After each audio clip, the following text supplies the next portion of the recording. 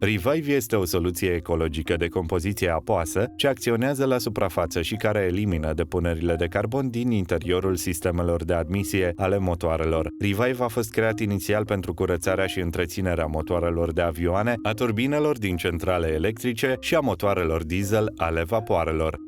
Datorită succesului său, Revive a fost conceput și pentru piața autovehiculelor. Urmează a vă prezenta cât de simplă este utilizarea Revive Turbo Cleaner. Vom trece prin tot procesul de curățare cu Revive și vă vom prezenta rezultate atât înainte cât și după aplicarea Revive. Tratamentul cu Revive necesită un pachet ce conține atât pulverizatorul Revive, cât și o rezervă de 750 de ml.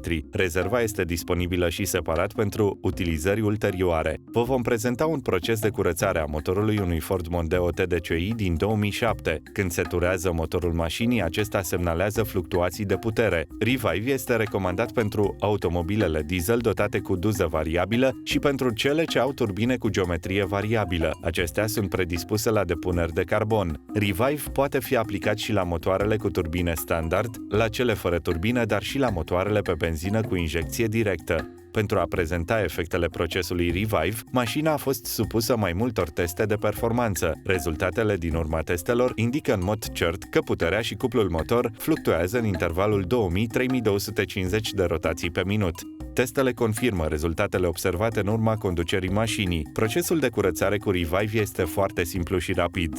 Primul criteriu important este ca motorul mașinii să fie rece. Dacă Revive este folosit într-un motor încălzit, este posibil ca soluția să se evapore rapid și să nu își mai facă efectul. O ventilație adecvată este recomandată în timpul realizării procesului, deoarece sistemul de eșapament poate produce cantități mari de vapor de apă. Este necesar accesul în sistemul de admisie al motorului. Trebuie deconectată tubulatura de admisie aer după debitmetru. Nu este recomandată introducerea Revive prin senzorul de masă de aer. Pulverizatorul Revive se utilizează cu recipientul în sus pentru a ușura accesul în sistemul de admisie. Este necesară îndepărtarea elementului ajutător din capul de pulverizare. Procesul Revive este împărțit în 3 administrări, a câte 250 de ml fiecare. O sticlă de 750 de ml este suficientă pentru o curățare completă a motorului. Se adaugă 250 de ml în pulverizator. În timpul fiecărei administrări cu Revive este necesară accelerarea motorului la un anumit număr de rotații pe minut. Prima doză se aplică când motorul este turat în intervalul 2200-2500 de rotații pe minut. Duza pulverizatorului trebuie ajustată astfel încât prima administrare să dureze aproximativ 1 minut. Astfel, Revive își va face efectul într-un mod cât mai eficient.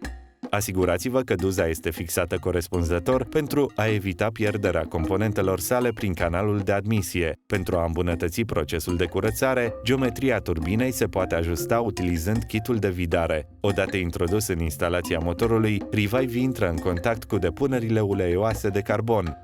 Aceste depuneri sunt transformate în mici particule ce sunt mai apoi eliminate prin sistemul de eșapament. După terminarea primei doze se oprește accelerarea motorului. Se adaugă din nou o doză de 250 de ml. Se introduce în același mod, însă de această dată se va accelera la aproximativ 1800 de rotații pe minut. Modalitatea în care Revive funcționează nu va produce avarii la îndepărtarea rezidurilor, întrucât acționează doar la suprafața depunerilor de carbon, fără a îndepărta particule mari. După terminarea celei de-a doua doze de Revive, se va opri motorul pentru 3-4 minute. Astfel, lichidul se va scurge peste întreaga suprafață unde sunt acumulări de carbon. Între timp, se va umple pulverizatorul pentru ultima oară. După ce s-au scurs cele 3-4 minute, porniți motorul ținându-l la 2000 de rotații pe minut. În timpul ultimei etape, se va observa lichidul vaporizat ieșind din țeava de eșapament.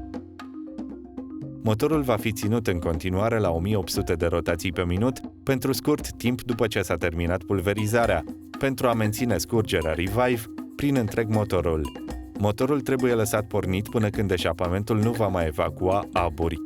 Deoarece automobilul a funcționat fără senzorul de masă de aer, este posibil să apară unele erori ce vor necesita ștergere.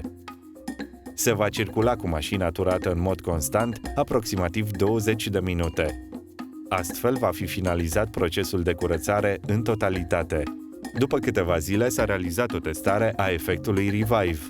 În al doilea set de grafice, se poate observa cum cuplul motor și puterea motorului au revenit la capacitatea normală. Revive trebuie aplicat motoarelor care nu sunt avariate din punct de vedere mecanic. Depunerile de carbon de pe motoarele vechi pot ascunde probleme potențiale, iar o curățare a acestora poate scoate la iveală și alte nereguli ale motorului. Revive nu poate repara piese stricate sau uzate. Depunerile de carbon din interiorul motorului pot apărea din nou în cazul în care automobilul este folosit pe distanțe scurte ori la viteze reduse. Este recomandată folosirea în mod preventiv a unei doze de 250 ml la orice revizie tehnică. Pentru mai multe informații puteți accesa site-ul www.revivaturbocleaner.ro. Motorul revine la viață cu Revive.